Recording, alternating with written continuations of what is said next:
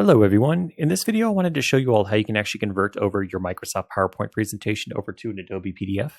This is helpful when you're sharing maybe directions with someone where it doesn't make sense for you to be sharing a Microsoft PowerPoint file with tons of end users. It makes sense to share out a Adobe PDF that's a little bit more user-friendly, so they're not having to scroll through different slides and things like that. So I would use this a lot when I was an administrator for ServiceNow, and I would actually create directions on PowerPoint, and then I would convert it over to PDF. Then I would send it over to the process owner, and it was so much easier for them to share that with the end users as opposed to them sharing a Microsoft PowerPoint presentation.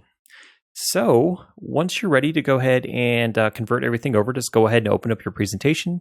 You can go ahead and look for this Acrobat tab on your ribbon, or you can come over here to File. Then what you need to do is you have to come over here to Save as Adobe PDF. Once you select this, it's going to ask you to designate where you want to save that PDF document.